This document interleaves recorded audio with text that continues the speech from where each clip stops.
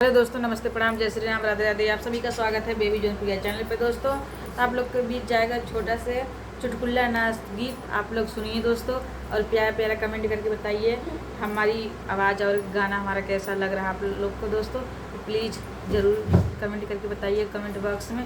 दोस्तों आप लोग सुनिए नाच चुटकुल्ला गीत।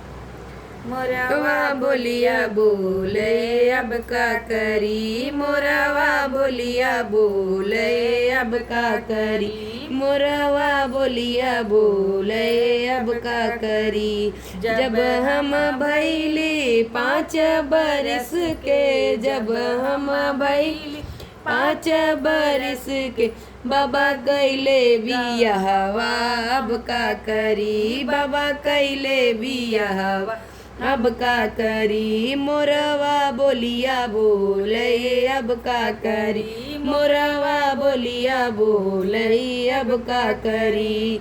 जब हम भैली 8 बरस के, जब हम भैली 8 बरस के, पिया मांगई गवनवा अब का करी, पिया मांगई गवनवा अब का करी।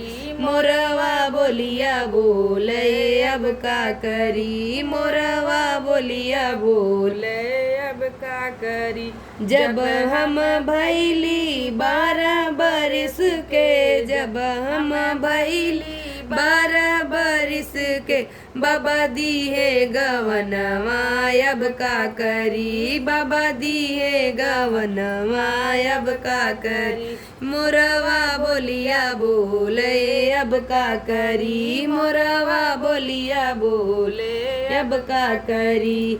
जब हम भैली 16 बरस के, जब हम भैली 16 बरस के, पिया लाए सवतिया अब का करी, पिया लाए सवतिया अब का करी। मोरवा बोलिया बोले अब का करी, मोरवा बोलिया बोले अब का करी, मोरवा बोलिया बोले अब का करी।